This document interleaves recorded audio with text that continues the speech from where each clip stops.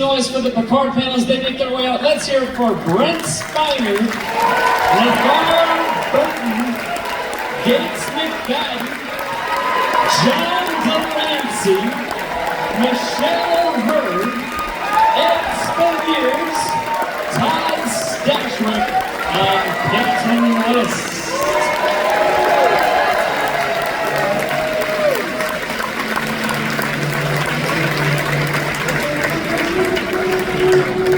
Thank you all so much for joining us for this one. Hi everyone. In the last episode of season 3. I'll take that.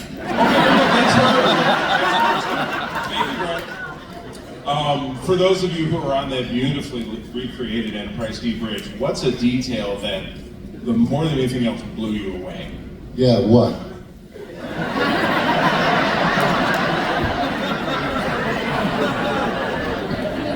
Good stuff. Well, you know, for someone who had watched it, I was a fan. It was shinier than I anticipated. Honestly, you know how you walked in, it seemed like it was reflective. It seemed like quiet. I can't explain that. There was just something very shiny, and maybe it just seemed like a. That was me. That was you.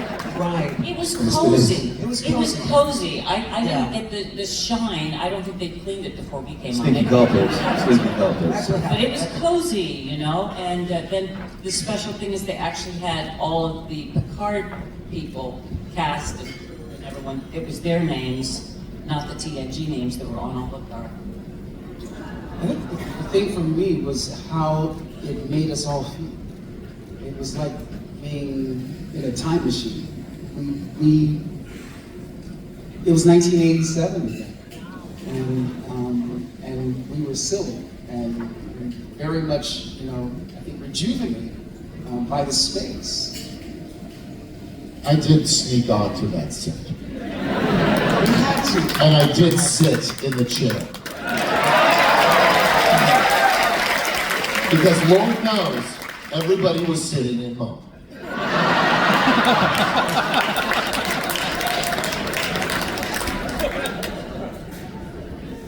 Questions, more questions. Next question.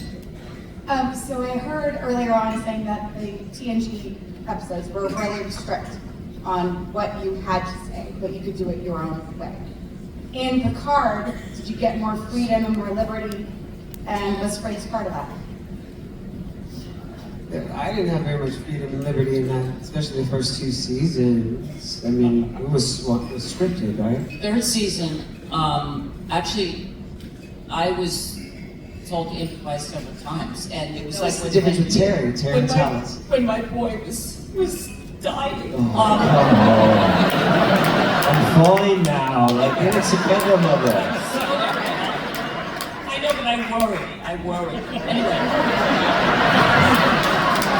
When we were doing that scene where he's on the thing, you know, and Terry, I was getting directions like, you know, okay, now cry, be upset, do a whole thing, just start to think that you'll never see him again, he's gonna die. I mean, so I was just doing it, and that was not anything that was written in.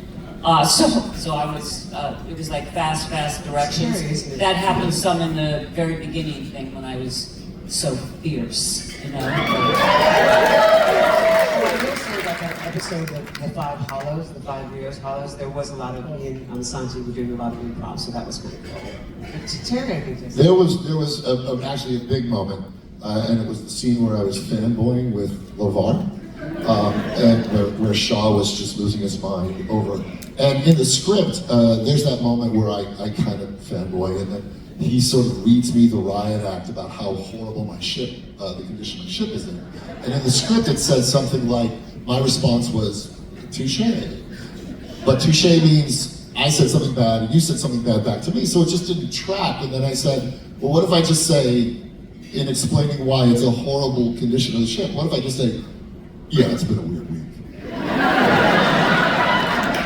And then Terry was like, yes, do that.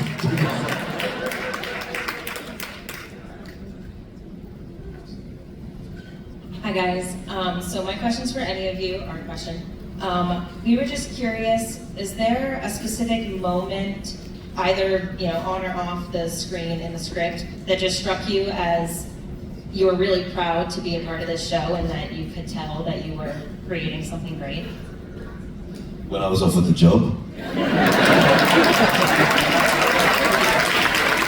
No, that's pretty legit. Man. Like, I mean, someone asked earlier, once I was offered the role, and I didn't know quite what it was going to entail in terms of who I was playing until I spoke to Terry, and then he gave me the whole gameplay, and he said exactly what was going to be taking part for you in that series for me, from episode 1 all the way through the whole journey. And I think when that information was imparted, the bum became a bit squeaky because I suddenly had to. I realised what I was going to be doing.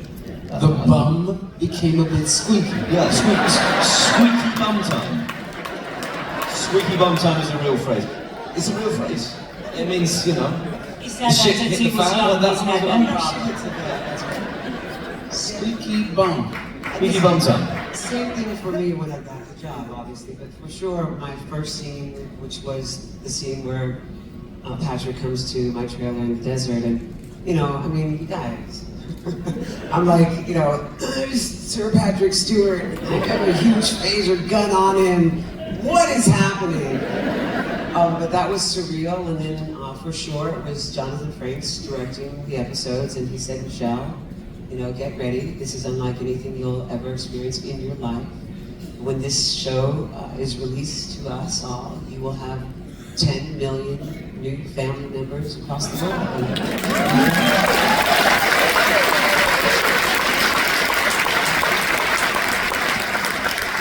I think the space baby scene, because we were all on the bridge, we were all, looking out and seeking out new life, and it was like the Star Trek-iest moment, as we were all standing there, kind of reacting to the lights, and we're all giving each other knowing looks.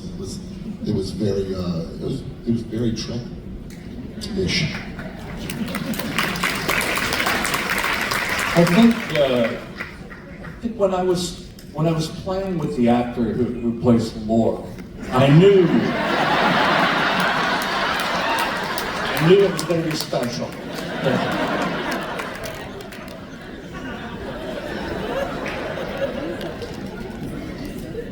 Hi everyone, Lisa from Costa Rica. I'm an engineer thanks to the women in Star Trek that I grew up with, which my dad raised me into the cult on 3rd Gen. So I just wanted to ask, how do you imagine let's just call it legacy of the Enterprise will impact future generations of women in STEM? Well, because of my impact with that Michelle Nichols did to me and my family as a whole.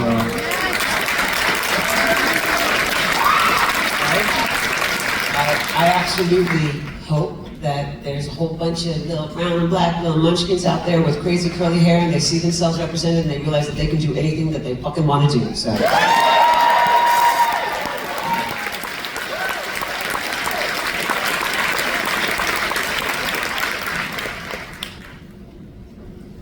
And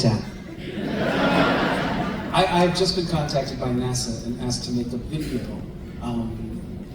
recruiting new life into the astronaut corps exactly in the same way Michelle had done that decades before.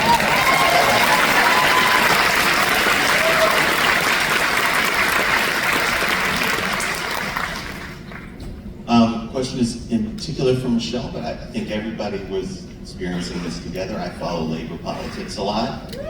And I just, it was did great. something happen? Just a little bit of news, summer, fall. Yeah, it was great to see the Star Trek days when there were a lot of folks from the franchise coming together to pick it together. And Michelle, I know you had a large role in everything. And I just wonder if you guys could talk a little bit about the strike and how you feel about the resolution. Well, first of all, I'd like to take this opportunity to say thank you so much to you guys for showing up at the picket line and standing so strong. And everybody out there who joined us. You know, it's honestly, this is a much broader thing than just our industry. You know, this is the time, you guys. This is the time that, remember that people were saying this is the hot labor summer. That's for a reason. We need to stand strong together. There needs to be more equitable pay. There needs to be the ability to make a living when we're doing the work that we love. And the divide between the haves and have-not is becoming so disgusting that if we don't stop right now and stand our ground, it'll change the way that we, you know, have the ability to pay our bills. And mind you, and I know you guys saw this on the videos, I'm talking about paying our bills, paying our rent. I didn't say mortgage, I said rent. I said putting the food on the table, healthcare. Pay, you know, actors are, there's this concept that actors are these, you know, billionaires or millionaires who are, you know, driving around in, you know, these fancy cars and yachts and helicopters or whatever. And as I've said on many videos, 160,000 members strong of SAG-AFTRA. 86% of those 160,000 do not qualify for the $26,000 it takes to get health insurance. 98% of that 160,000 are basically making below minimum because we piecemeal our jobs. We get paid top of show, which, you know what, is a term that was never created in the SAG-AFTRA contracts. It was created by producers so that it can say, this is the only amount that we're going to give you, we're not going to give you anymore. So what we've done is we've created a contract. It's 3 years. Every contract is 3 years because we want to see how they behave so that we can hold them accountable the next 3 years. And we have good stuff out there. I appreciate you guys' support. And whenever you see a picket line, it doesn't matter what job, what vocation, you see a picket line, that means those people are putting their livelihoods on the line. Stand strong with them. If you're driving by, give them a honk, repost whatever you can, but that is they're fighting for their lives. So thank you guys very much.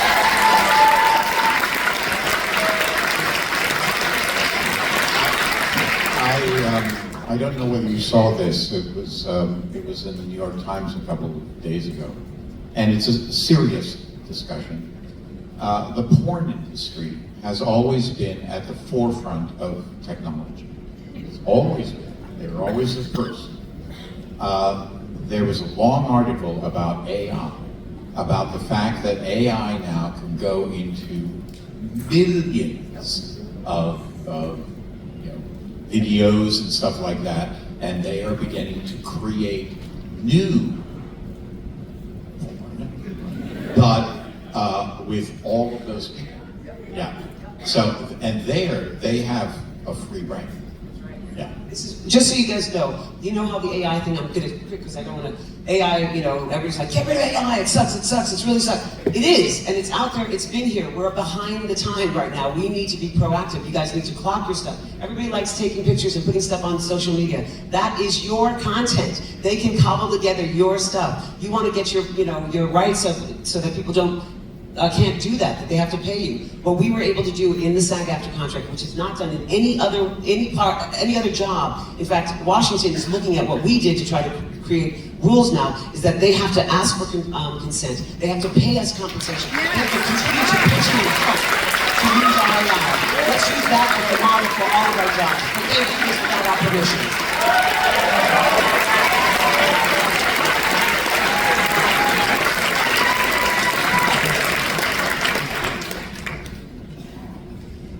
Okay, let's get back to some fun here. Just out of curiosity, John Lanci for one, do you expect to add to your resume by being in the next series that's coming out? Anything Star Trek? I have no idea. I would be the last to know.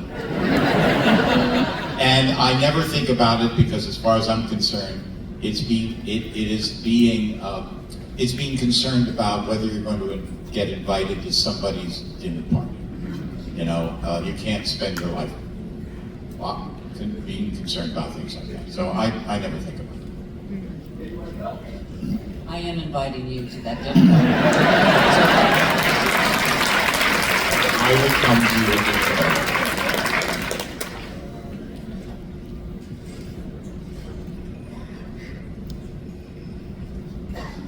Sure. Yes, what's your name? My name is Vale. I'm Henry. I need to credit you with some of the most evocative, realistic, profound, and stirring acting that I have ever seen in the Picard series. And I'm saying this as a mother of an adult estranged child, that your role, the way that you carried it off, it wrecked me, and also allowed me to process some grief. So I have a question for you in that regard, and I want to respect you. I do respect you, but I want to respect your consent that you may not want to share any stories that include extremely painful things, but you were so absolutely to a depth that I couldn't conceive accurate to the feelings that I've gone through. That I just wanted to know if you were pulling from something in your real life, or if you were just that damn good at it.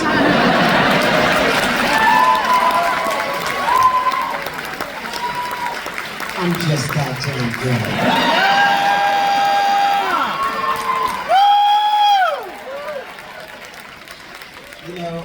Yeah, I was pulling from a lot of stuff, Vale. You know, there's, I think also when you allow yourself to touch upon the things that your life has taken you through, loss,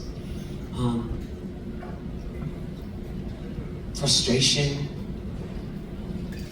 addictions, longing, and not behaving the best that you can and could have. I think all of us as actors, we dip into that when we feel that the writing and the place that we're performing can support that and is safe enough for us to share those stories. And I did that purposely for people, kindred spirits and people who are experiencing the same thing, because art is such a profoundly important thing for humanity. And when we can see ourselves, when we can see our stories, when we can acknowledge that we're not alone in our struggles, then there is possibility for hope for a better for tomorrow and for survival. So I did dig down, but thank you so much with you for saying that.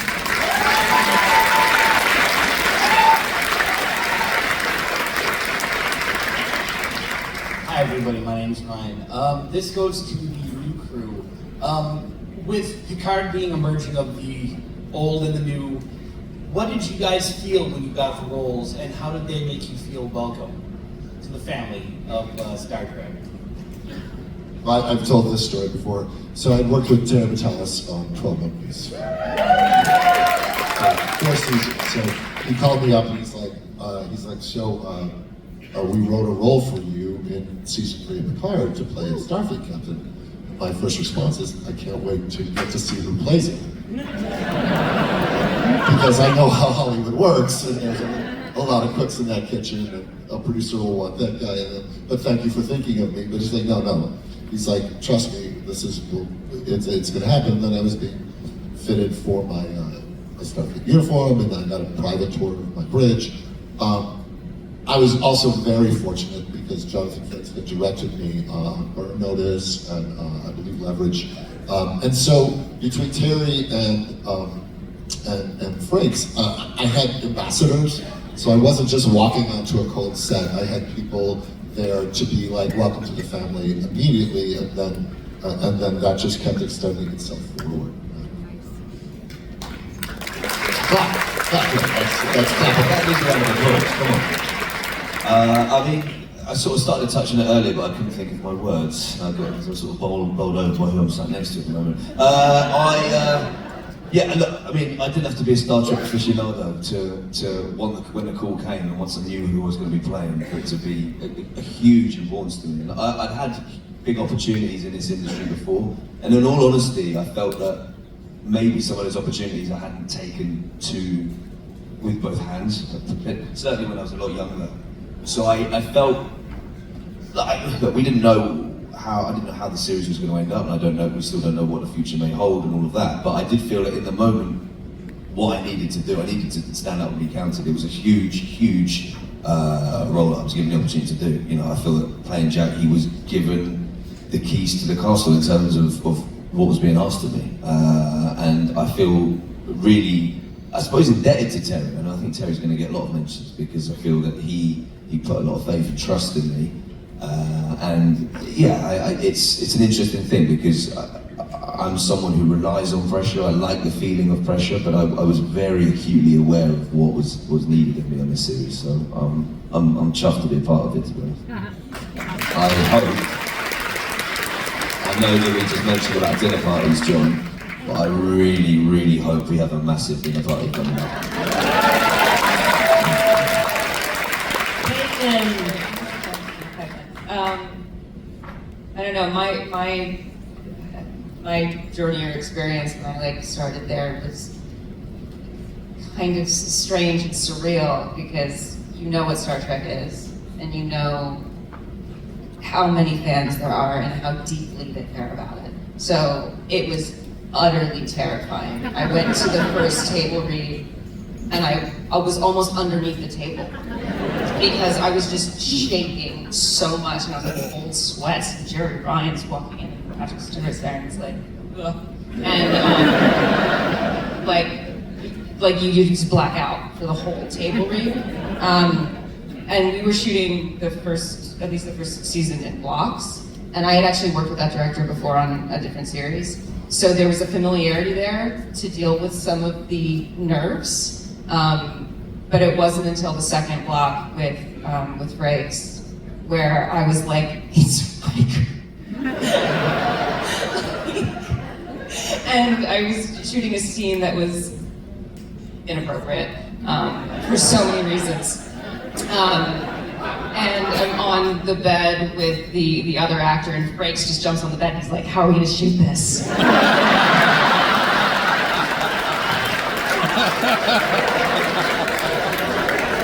I think that was the first time I was like, I'm on Star Trek. It's just so cool. And then from that moment on, it was just like every moment was amazing and I felt a part of it. Until I died. Never say never on Star Never say Trek. never. We didn't see you then. Isn't it interesting that we all brought up Jonathan Frakes? He really has had such a huge hand in guiding us into this family. And same here. I've worked with him before, so it felt like home. And you know, you guys, I literally feel like I won the lotto because I got all 3 seasons. I got my Motley Crew the first season. I got, working like hand in hand with Jerry the second season. I get to walk on stage with these guys in the third season. I mean, it's really amazing. And the first thing that happened when I found out that I had got this role of Rafi, I thought of my dad.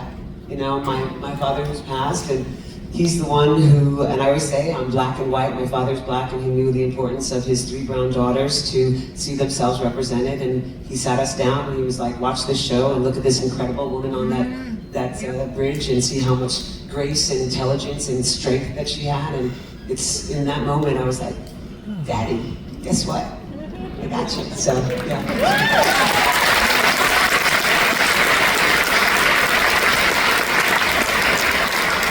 Hi, my name is Jill, and I just want to do another Union Strong. I'm a PhD, and we walked on Cal line at Davis. So, thank you. You guys did. You're going to help us for the next one, which is coming up at the end of next year. So, thank you. I have a question for LeVar. I'm a mom of a daughter, and I was thinking about your daughters. The whole time was amazing. So I'd love to hear what it was to work with your kids on the show. It was a dream fulfilled that I didn't even know I had. My kid is 29, she doesn't drive. She's part of that generation, they're the Uber Lyft generation. But I drove her to work every day. Because I just wanted to soak up the moments, They say, when you get married, take mental pictures. The day goes by so fast. And it was like that shooting Picard. And to see her make her bones with her family, right? She grew up with, Uncle Patrick and Brent and Marina and Gates. And to see her in their eyes, develop a level of professional respect was really extraordinary.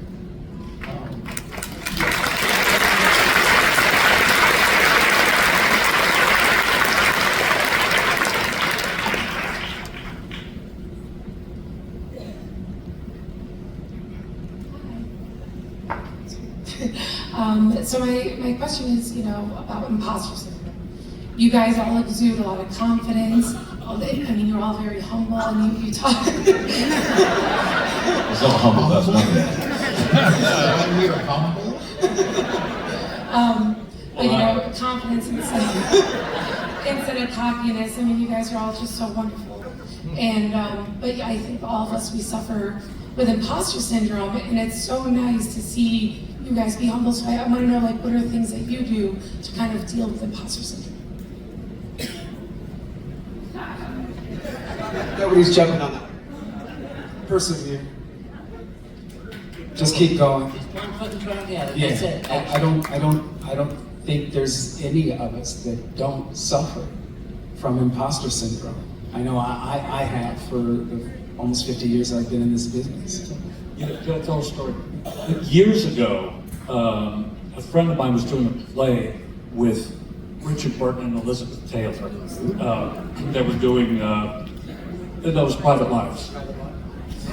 And my friend was playing the other woman in Private Lives. And so I went backstage and met them, and she invited me back after the show and met them, and met Elizabeth Taylor, and I know she was flirting with me. But then I went in to see Richard Burton, and he was truly the excellence in the show. He was fantastic. And I told him so. I said, "Oh my God, you were so great." And he went, "Well, thank you so much." And I was out. And I had dinner with my friend later, and she said, after you left, Richard turned to me and he said, "Did your friend really like me?" And that was Richard Burton. So I think we all suffer from doubt. What's weird for me is I've said there's two jobs. There's doing Star Trek, and then there's having done Star Trek. And this is part of the having done Star Trek thing. But often it feels like it's happening to someone else. So you see a meme, and there are many. You go, "Oh, that's happening to a guy that looks like me." It doesn't ever feel like, there's not like an internal feeling where you feel like it's happening to. It's very surreal.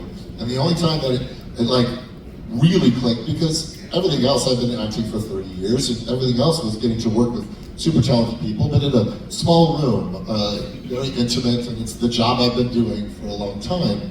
And then we went to the premiere, and we walked the blue carpet, and I walked into the Chinese, and the uniform that I had been wearing for 6 months was in a glass case, and I couldn't touch it. And it was even more sort of oh, this is something else entirely, and so to that, it never really internalizes. It never if you think it would feel like this if I was on Star Trek. You're wrong. You're wrong. There's nothing other than the responsibility and the stewardship to carry forth, the ideals. But it's surreal. I know I certainly suffer from imposter syndrome all the time. And one of the things that I endeavor to do is to, doesn't always work, but I just try to go, it is not about you. It is turn that microscopic thing, go out. It's about the world, it's about being part of something that's much bigger than me. And that does help.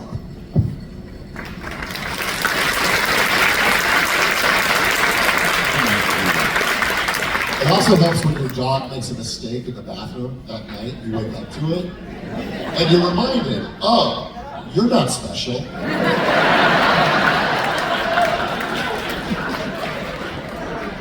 I had questions for Gates. You were in, and I believe choreographed, my wife's all-time favorite movie, which was Muppets Take Manhattan. So, kind of a silly question. If you could replace any of your Picard co-stars with a Muppet voiced by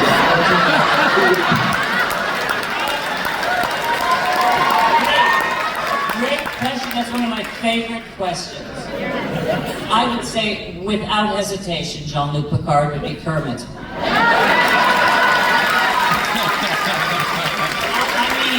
I mean, let's put it this way. First of all, I like the color green. And I also, I like, he's so wise, Kermit, and he's so vulnerable and snuggly. You know what I mean? He really is. And he sings well too. You know? Admit it, you had a thing with him, didn't you? It's true, it's true. Kermit's all over your house now.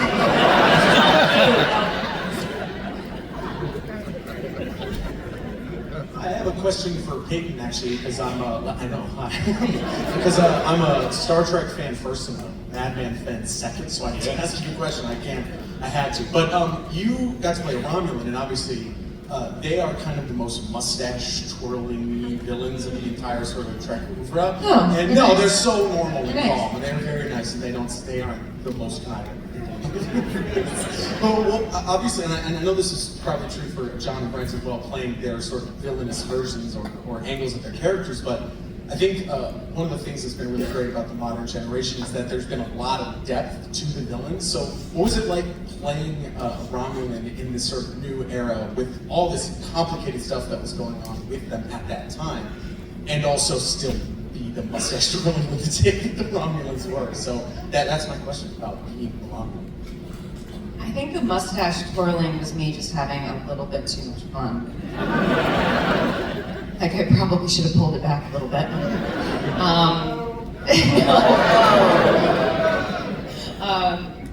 You know, like, it's television, so you don't really know where it's going. And when I was auditioning or when I was casting, I had no idea what they had planned for the Romulans. Obviously, I knew nothing particularly cheery. I mean, it was not going to be they saved the day, even though we almost saved the day. So that was kind of like in real time for me as the scripts were coming out. And you're so lucky when you're playing a villain. Like, I'm trying not to take it personally, that it's like a typecasting thing now, that I'm always playing a villain. But usually, a lot of times they don't write the reason why.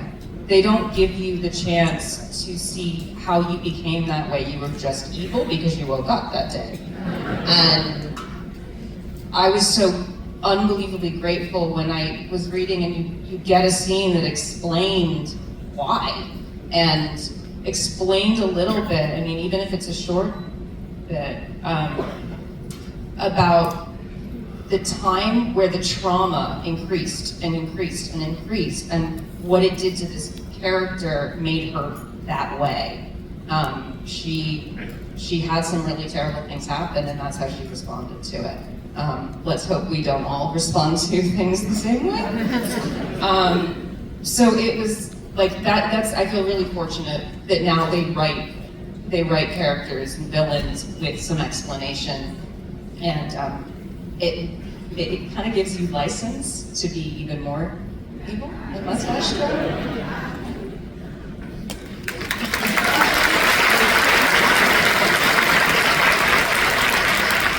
This question is for Todd. It's going to sound odd, but even though Shaw can sometimes be a little irksome, I appreciated the fact that he was very straight arrow, and he was the kind of Federation officer that they actually trained you to be in order to follow the rules and not endanger his crew and do the mission and all that. And at the very, very end in the recording, he sort of said, yeah, but that was boring. And I wondered if you thought that was some kind of sellout, because I was very disappointed at the end when he decided, it's more fun being one of the bad boys. I think so.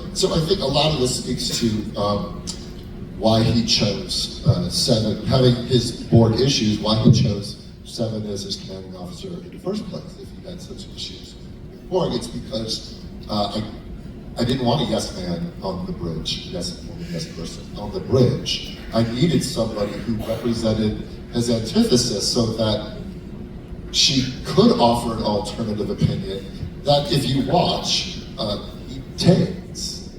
he does heed her counsel when she offers it begrudgingly. But when he's given all the information, he tends to make the right decision. So I think if the trauma that had not happened to him, he probably would have been a bit more bold and a bit more daring. And so I think there was an understanding that needed to happen, especially when you are so far out in space and you don't know what you're going to run into. His trauma, though, put him in a place where he felt the need to protect as many people as he could. So I don't think it was a sellout. I think he was appreciating something and looking, he's a man in his 50s and he's sort of looking at a career and maybe having some regrets and maybe having some concerns. So I think we are not one thing, ultimately. We are not one thing.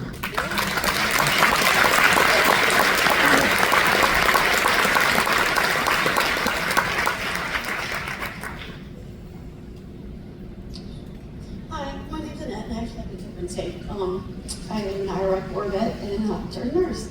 So, Thank you for your service.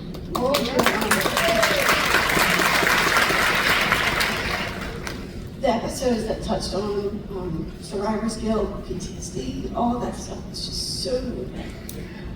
Just any comments you guys have on some of the takes on mental health and everything, all the work that you do. I know you have a lot of work in this country to do for moving forward in mental health. So any comments you guys have on that?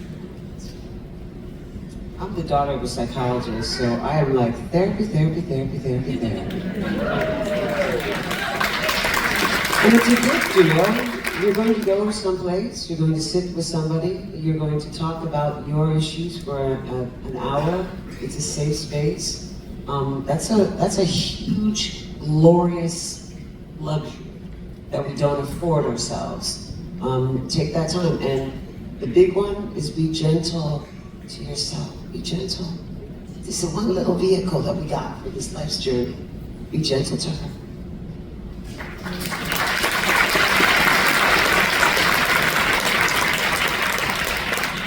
So I do have a question, but first, Michelle, I want to say yes, women can do whatever they want. I'm a 33-year Navy vet, and I wear my balls just a little bit higher.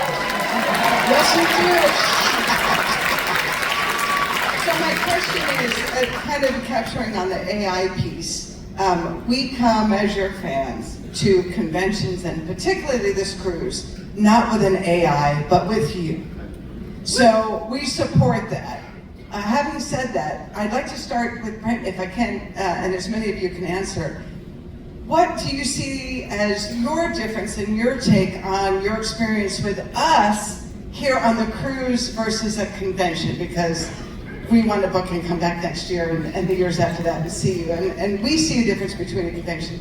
Your warmth and your, the ability to connect here on the cruise is so much different than a convention. What's your perspective on being on the cruise with us versus a convention? Great. Well, I think I'm equally as remote here as I am at the convention. I don't know about everybody else, but I'm very standoffish no matter where I go.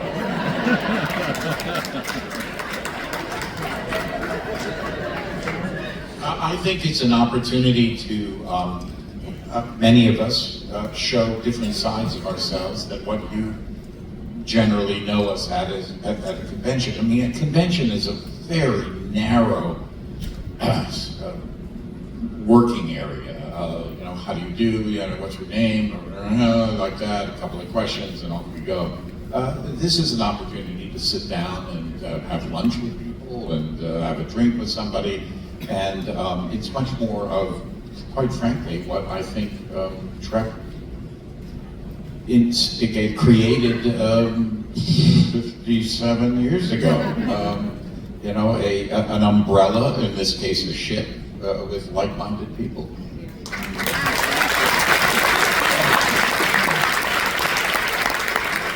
For me, it's an opportunity to, as you said, do something different, but also it is an experience. I mean, on so many levels, it's an experience just like, is this forward or is this back? I mean, it's like, I feel like I'm a Girl Scout again, and you know, you have so many fun encounters with people, be it on the stairs, in the elevator.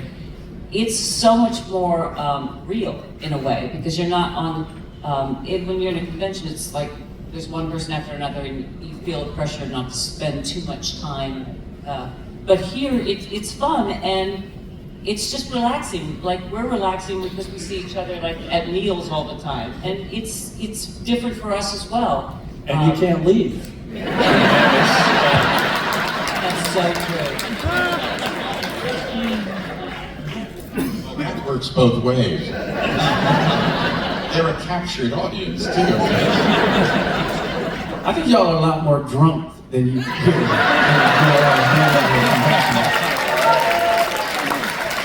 Which is not a bad thing.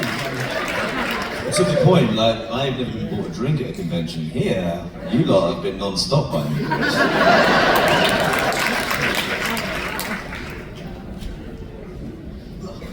The spirit is willing, but the knees are crackling. I think my favorite thing about this whole cast is seeing you in other things. And it's always amazing to me seeing Brent do Leverage and Librarians for LeVar and all these different things, and Todd and what's your favorite non-Star Trek role that you've played? It can be the smallest theater show. What is it you enjoy playing the most? I've got two. Deacon, clearly, from 12 Monkeys. And then there's one episode of Supernatural that I played Bela Lugosi's Dracula. And do you know how hard it is to act in black and white? It's a completely different process. Thank you. So those are just huge highlights of my career, and obviously 12 Monkeys changed my life because it brought me this way. I think for me, probably, I mean, it's hard because I've had a lot of fun with Jack Crusher, but I feel that, I think more recently, Montrose in You, I had a lot of fun doing that. And then the Irish pirate, Stephen Bonnet. Which is always alarming how many whoops and hollers he gets, because he was not a good man. I totally geeked out when Terry told me you were there. I was like, oh my God, Stephen Bonnet's gonna be on the show. Oh my God. You were awful. Absolutely So awful. So good. Speaking of villains, Shepard from Blind Spot, I gotta say, I love that. And then the other would be Diana from A Dogma Major, a play by Lope de Vega. And again, as a woman of color, it was really an amazing experience to play this sort of Elizabethan character. I had one scene off stage. The rest of the time, I'm completely on stage. And I remember the first time I got to put on my dress, and it was literally, you know, corset and the whole thing. And I cried because as a child, I saw myself that way. And then I got into the industry and they didn't see me that way. It was more like, you're gonna play the maid, honey. You're gonna play over here. To have that opportunity to be this regal woman, it was an amazing experience, and I hold that dearly to my heart.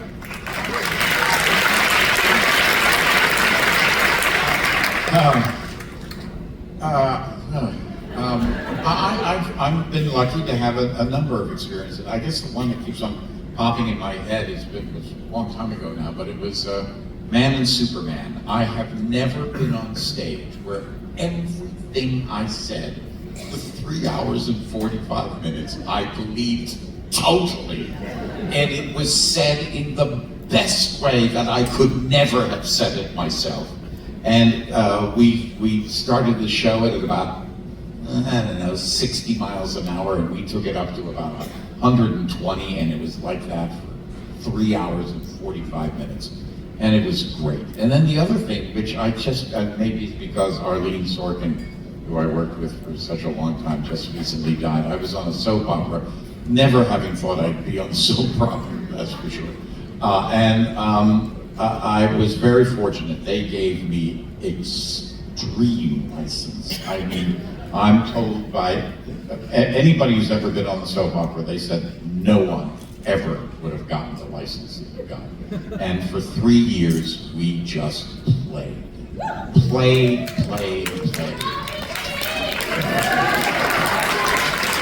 And that was great fun. I think for me it was doing two stage shows. One was Cloud 9, Tommy Tune production in New York City. It was a triple role, and the Betty monologue at the end. I mean, it was a really great thing to do. And then also a Pinter play, The Homecoming. I played Ruth, and that was one of my favorite parts I've ever done. Those are the two that I really loved.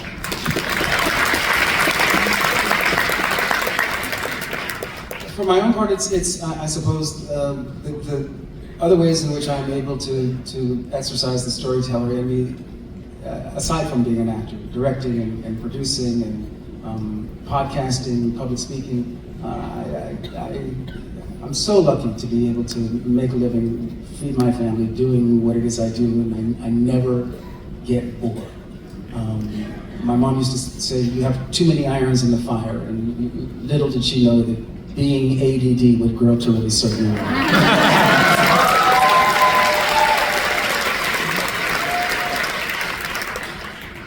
I guess when I played Kunta Kinte in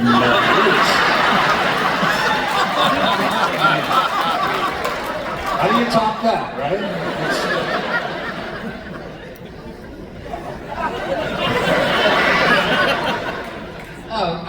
Sorry.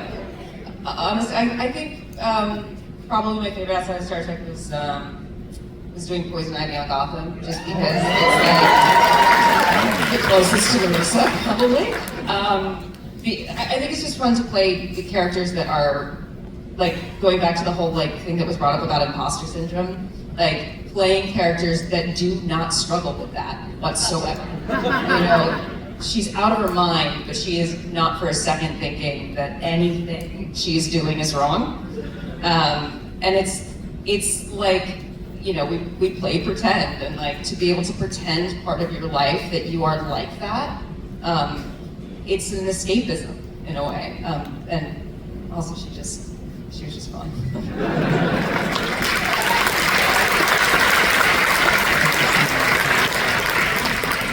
Okay, so this question is mainly for Liston, Lanci, and Stashwick. Obviously, we love our heroes, but we don't have great heroes without great antagonists. So, what was it like to drive the plot and torture our heroes? Yeah, Todd. Shaw was right.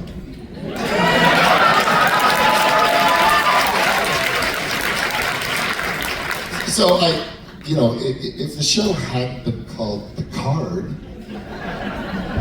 we would have viewed it through a different lens. Could you imagine somebody coming onto the Enterprise and saying, "Hey, Jean-Luc, I have no orders. I'd like your ship, please." And then his first officer decides to disobey a direct order, and I'm the asshole?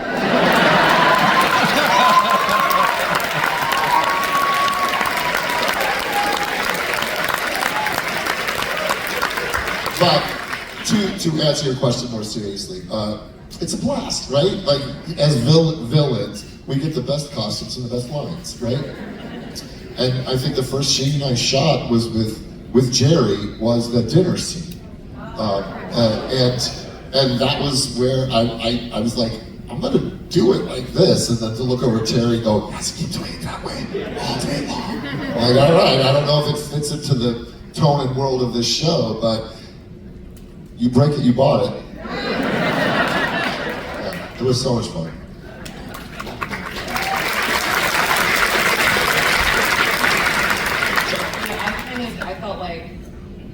I felt like at certain points I was like, I don't know what I'm doing. I'm just gonna do it as badly as possible. I remember I was telling someone the story recently where I was on the phone with my mother, and I was like, I don't know what I'm doing on this show. I'm just gonna be as evil as I possibly can be, because if I don't, I'll be bored. So, and it just, I'm a fan of lots of shows, and it's the same thing that you guys are talking about. Like, you have to have someone be the problem, otherwise everyone just, sits around and looks at each other and is happy. You need conflict. It helps when you have resting villain face. What are you trying to say? Speaking for myself. We can start a club. It gives you a liberty. I don't play, I've played a lot of villains, but I don't play them as villains. I play them, quite frankly, as the hero. I play them, frankly, as somebody who knows more than what the other guy knows, and is more right than the other guy.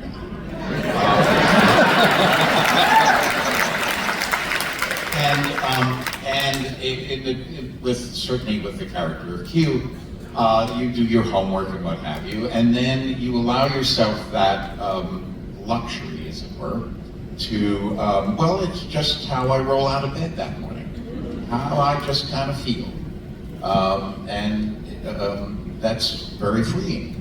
So, and it's fun to watch.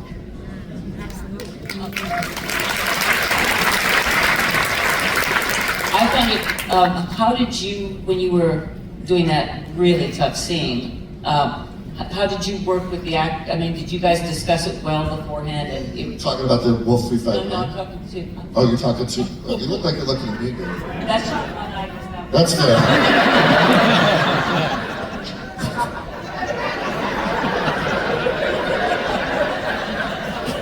It's difficult, but I'm close to it.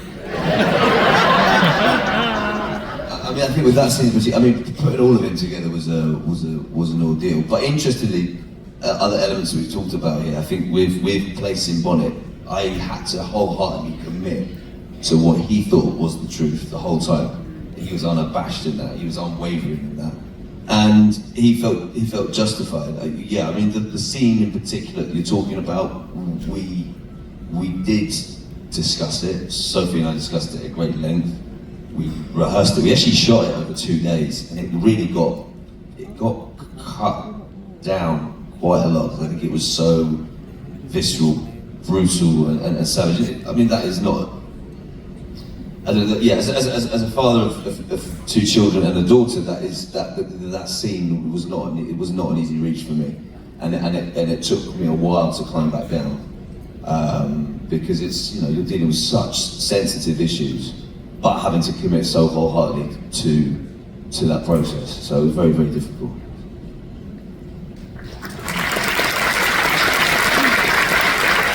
My friends, we have time for 2 more questions. I'll make a shorter one. Hey, everybody. First of all, thank you so much for being here and sharing your time with us. Really, really appreciate it, and getting to see, you know,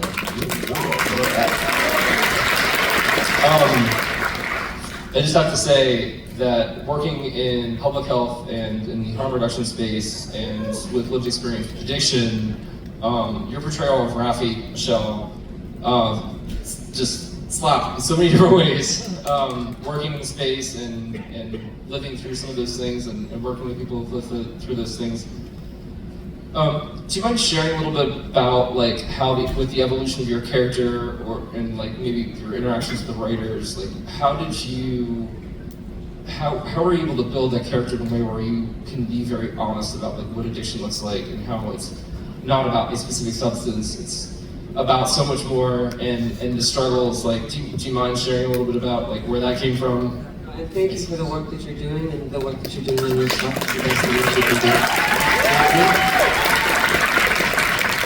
It was a really important issue for me to talk about that. I wanted to, I've said this many times, I'm sure, on different panels, you know, you find out someone has cancer, you know, and you're like, oh, and there's an empathy, and there's a thing, and you want to lean in, what can I do, what can I do?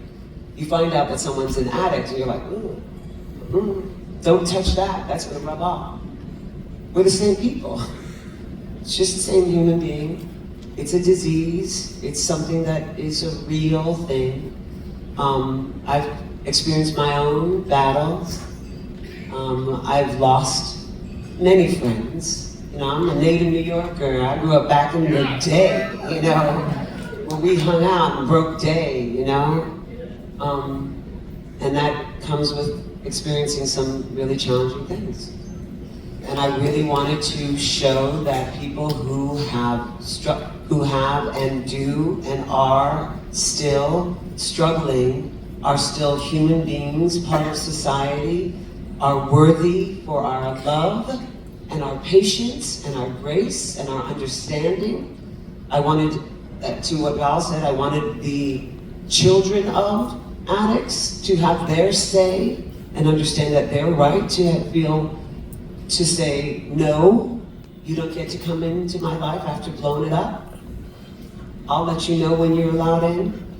It's a really important struggle, and the writers are phenomenal. I mean, I love, Michael Chabon is phenomenal. I mean, he's just an amazing man, and he understands that world really well, and we just worked delicately and sensitively to bring that human story to life. So it was just something near and dear.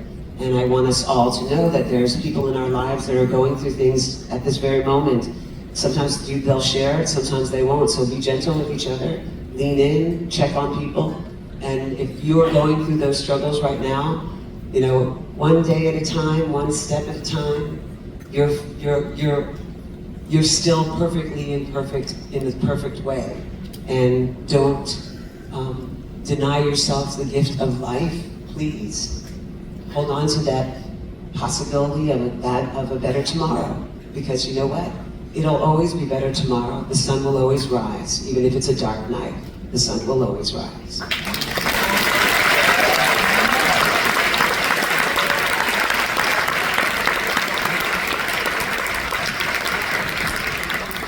So, growing up with Next Gen, John Q was my favorite character, and not because you were just a troublemaker. We were just little snails for you to come and mess with us and see how we respond. That's life. But you were my favorite character, but when Captain Shaw was introduced,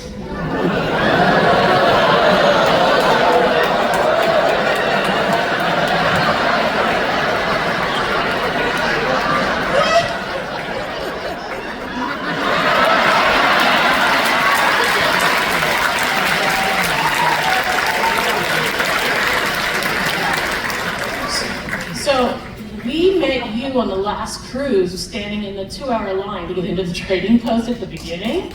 We're like, who the hell is this guy just walking past us in the store like he owns the place? That's my secret. You look like us, so you all do, but you just look like us.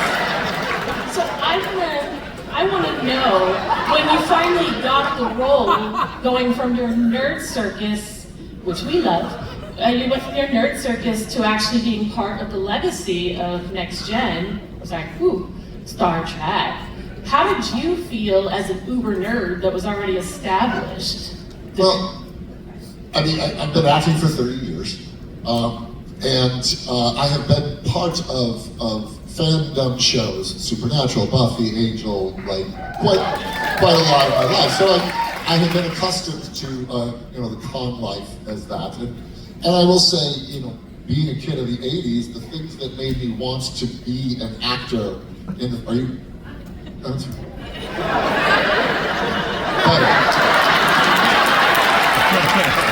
So,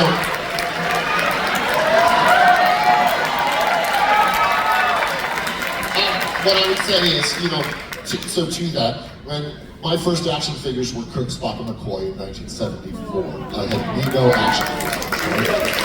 And if you had told 6-year-old Todd Stashwick that someday he would be an actual Starfleet captain, I'd say that totally tracks. because it was all of those things, all of those playing Star Wars, playing Star Trek, growing up with the Spielberg, Lucas, and the Nicholas Meyer films, and those are the things that's lit the fuse of my imaginary play in the first place. So it's not a fluke or a mistake. It was part of the plan. And then when I was graduating college was when I was watching them do Next Gen, and I was like, I'm stealing. I'm stealing. So it was more like looking at it through a professional eye. Because I was 8 when I saw Han Solo, but I was in my 20s when I saw them doing their work and I was pursuing acting. So it was exciting, but it wasn't intimidating, if that makes any sense. I mean, I'm 55, so it's cool to be able to make the things that I enjoy consuming. I think that when we couch these great messages with explosions and aliens, it's just so much more fun. Yeah.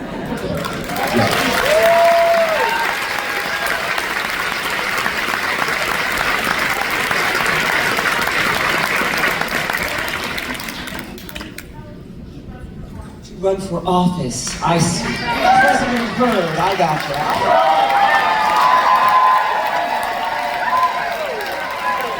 Thank you so much, everyone. Let's hear it for this wonderful cast.